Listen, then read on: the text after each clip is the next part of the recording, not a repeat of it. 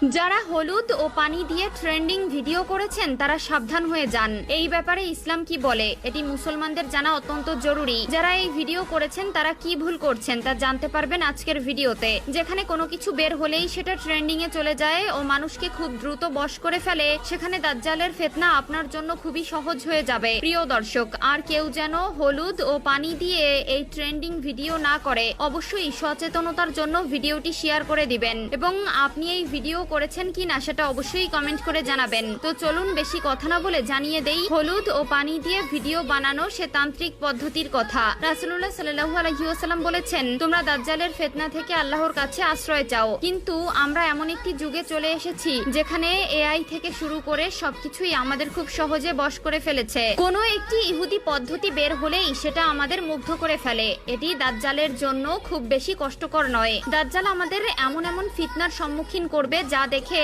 আমরা মুগ্ধ হয়ে যাব এবং পথভ্রষ্ট হব। তাই সময় থাকতে নিজেকে সতর্ক ও অন্যকে সতর্ক করতে হবে। হলুদ ও পানির মিশ্রণ নিয়ে যে ট্রেন্ডিং চালু হয়েছে সেটা আমাদের মুগ্ধ করলেও এর পেছনে রয়েছে এক ভয়ঙ্কর পরিকল্পনা। না জানার কারণেই আমরা এই ভুলগুলো করে ফেলি। চলুন এবার জেনে নেই এই হলুদ ও পানির মিশ্রণ কোথা থেকে আসলো। হলুদ জল ট্রেন্ড নয়, এটি একটি আত্মা জাগানোর নিষিদ্ধ তান্ত্রিক রিচুয়াল। আর আপনি সেটা নিজের ঘরে বসেই করে ফেলছেন, হয়তো না জেনেই।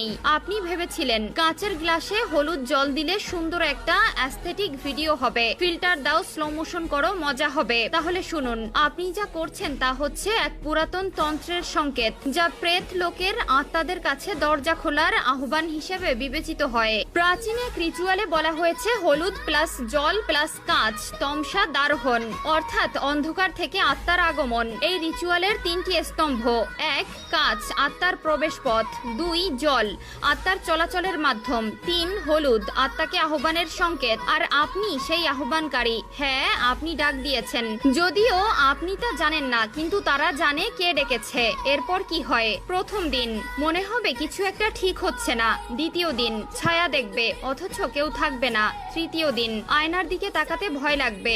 চতুর্থ দিন জানালার পাশে নিঃশ্বাস পড়ার শব্দ।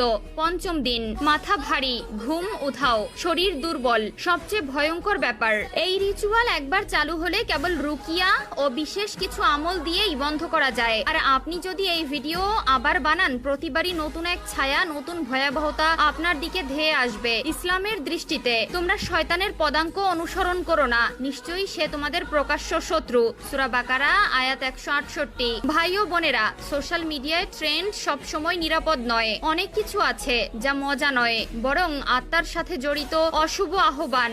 সুতরাং আল্লাহ তাআলা